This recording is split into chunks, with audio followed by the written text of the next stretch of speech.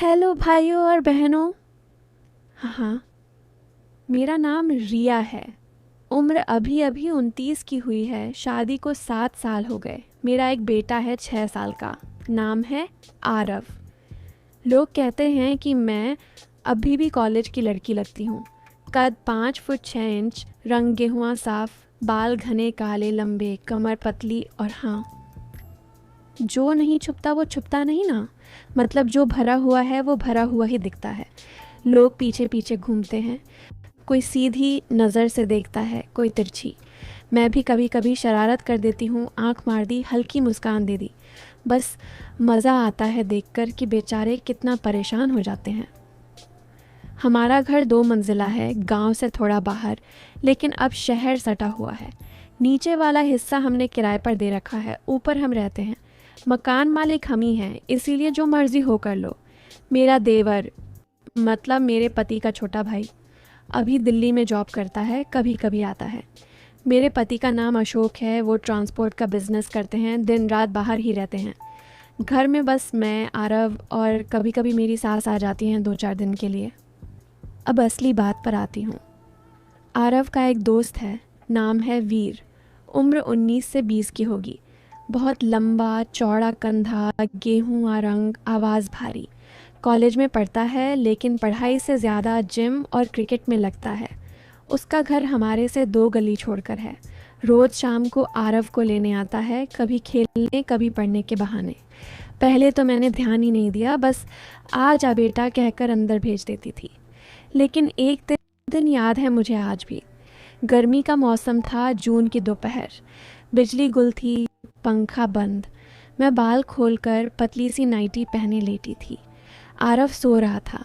अचानक दरवाजे पर खटखट हुई।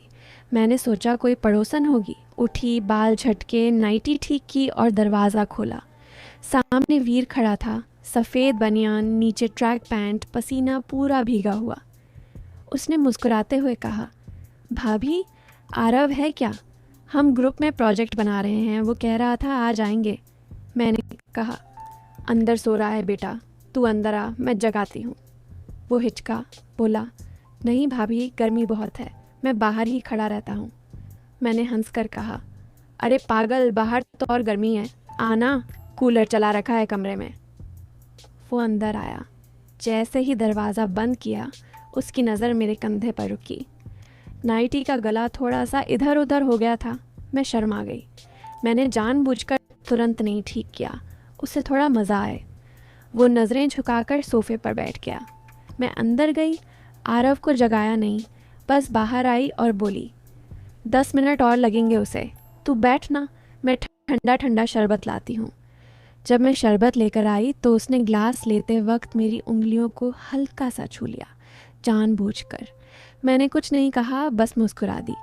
वो शरबत पीते पीते बोला, भाभी, आप बहुत अच्छी हैं। मैंने पूछा, क्यों रे, क्या हो गया? बोला, सब भाभियाँ ऐसा नहीं करती, मेरी मौसी है ना, वो तो मुझे अंदर भी नहीं घुसने देती। मैंने हंसकर कहा, अरे मैं भी तो किसी की मौसी बनूंगी एक दिन, अभी तो जवान हूँ ना। उसके कान लाल हो गए। फिर धीरे धीरे बातें बढ़ने लगीं। वो रोज़ आने लगा, कभी प्रोजेक्ट का बहाना, कभी आरव को ट्यूशन पढ़ाने का, कभी बस यूं ही। मैं भी मज़े लेने लगी, कभी जानबूझकर, कभी चाय देते वक्त थोड़ा झुक जाती। वो भी बेचारा घबरा जाता, लेकिन नज़रें नहीं हटाता। एक दिन तो हद हो गई। मैं नहा कर आई थी, बाल गीले, सिर्फ टॉवल लपेट कर ऊपर वाला हिस्सा ढका था, नीचे शॉर्ट्स। आरव खेलने चला गया था। वीर आया। मैंने दरवाज़ा खोला और बोली, अंदर आ जा, 2 मिनट में आती हूँ। मैं कमरे में गई, दरवाज़ा खुला छोड़ दिया, जानबूझकर। वो बाहर सोफे पर बैठा रहा, लेकिन मैंने आईने में देखा, उसकी नज़र बार बार दरवाजे पर जा रही थी। मैंने अंदर जाकर थोड़ी मस्ती कर ली। उसका चेहरा देखने लायक था। धीरे धीरे बातें गहरी होने लगीं। वो रात को व्हाट्सएप पर मैसेज करने लगा। पहले भाभी गुड नाइट, फिर धीरे धीरे भाभी आप बहुत सुंदर हैं, फिर भाभी आप सपनों में आती हैं। मैं भी मज़े लेती, कभी अच्छा जी लिखती, कभी बदमाश, कभी दिल वाली इमोजी डाल देती। एक रात उसने लिखा, भाभी मैं सच में पागल हो रहा हूँ। मैंने पूछा, क्या हुआ रे? उसने लिखा, बस आपका ख्याल आता है तो नींद नहीं आती। मैंने लिखा, तो क्या करूं मैं, लोरी सुनाऊं? वो, हाँ भाभी, आपकी आवाज़ में सुनाऊं तो सो जाऊं। मैंने वॉइस नोट भेजा, सो जा बेटा, गुड नाइट। बस उसी रात से वॉइस नोट्स का सिलसिला शुरू हो गया। एक दिन रोहन भैया बाहर गए हुए थे 10 दिन के लिए। घर में सिर्फ मैं और आरव। वीर शाम को आया, बोला, भाभी आज आरव को सुला दो जल्दी, मुझे आपसे कुछ ज़रूरी बात करनी है। मेरा दिल धक से हो गया।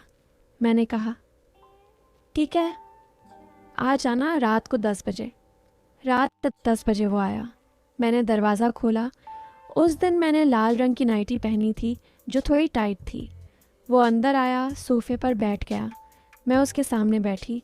उसने कहा, भाभी मैं अब और नहीं सहन कर पा रहा, मैं आपको चाहता हूँ। मैं चुप रही। उसने आगे कहा, मैं जानता हूँ आप शादीशुदा हैं, लेकिन मैं सच में प्यार करता हूँ। मैंने धीरे से पूछा, क्या करूँ मैं? वो उठा, मेरे पास आया, मेरे सामने घुटनों पर बैठ गया और मेरा हाथ पकड़ लिया। बोला, भाभी बस एक बार। मैंने उसका हाथ झटक दिया नहीं, बस पकड़ लिया और बोली, वीर देख, मैं भी इंसान हूँ, मुझे भी अच्छा लगता है जब कोई मुझे पसंद करता है, लेकिन ये गलत है। वो रोने लगा, सच में रोने लगा। बोला, मैं मर जाऊँगा भाभी। मैंने उसे माँ की तरह गले लगा लिया था। तब उसने अपना सिर मेरे सीने से हटाया और बहुत धीरे से कहा, माँ, सच में माँ बन जाओ ना मेरी। मैंने हंसते हुए कहा, पागल हो गया है, अभी तो बन ही गई ना। वो चुप रहा। फिर उसने अपना पुराना बटुआ निकाला, उसमें से एक फटी पुरानी फ़ोटो निकाली और मेरे हाथ में रख दी। फ़ोटो में एक औरत थी, मेरे जैसे ही लंबे बाल, मेरे जैसा चेहरा, मेरी ही आंखें, बस थोड़ा पतला चेहरा था। वीर ने रोते हुए कहा, ये मेरी माँ है, रिया शर्मा। मैंने अपना नाम कॉलेज में बदल लिया था क्योंकि मुझे अपना असली नाम कोई नहीं सुनाना था। जब मैं 12 साल का था तब माँ कैंसर से चल बसी थी। पापा ने दूसरी शादी कर ली और मुझे घर से निकाल दिया। मैं तब से माँ को ढूंढता फिर रहा था, हर चेहरे में, हर आवाज़ में। फिर एक दिन आरव के साथ खेलते हुए आपके घर आया और दरवाज़ा खोलते ही लगा कि माँ सामने खड़ी हैं। मैं सन्न रह गई। फ़ोटो मेरे हाथ से छूटते छूटते बची। उसने कहा, तुम मेरी असली माँ नहीं हो सकती, ये मैं जानता हूँ, पर तुम में माँ को देखकर मैं जी रहा था। मैंने सोचा था कि अगर तुम माँ बन जाओ तो मैं फिर से पूरा हो जाऊँगा। मैंने फ़ोटो देखी, फिर वीर को देखा, फिर फ़ोटो, फिर वीर को। मेरे हाथ कांप रहे थे, आंसू अपने आप निकल आए। मैंने उसे फिर से गले लगा लिया, इस बार सच की माँ की तरह। अब वीर मेरे घर सिर्फ आरव को लेने नहीं आता, अब वो मेरे साथ रहता है। मैंने उसे कानूनी तौर पर गोद ले लिया है। सारे कागज़ हो गए, अशोक भी मान गए। अब घर में 2 बेटे हैं, एक 6 साल का आरव, दूसरा 20 साल का वीर। लोग पूछते हैं कि इतनी जल्दी कैसे हुआ सब। मैं हंसकर कह देती हूँ, बेटा तो बेटा होता है, उम्र क्या देखती है। बस भाइयों, कभी कभी ज़िंदगी तुम्हारा खोया हुआ टुकड़ा ठीक वैसा ही चेहरा लेकर वापस लौटा देती है, और तुम समझ भी नहीं पाते कि ये महज इत्तेफाक है या ऊपर वाला कोई बहुत बड़ा खेल खेल रहा है। शायद यही प्यार है, जो शुरू में गलत रास्ते पर था लेकिन सही मंजिल पर पहुंच गया। तो भाइयों, अब बताओ कैसी लगी कहानी? बस यही ज़िंदगी है, कभी थोड़ा तड़का लगता है, कभी सिर्फ नमक, पर खाना बनता तो है ना।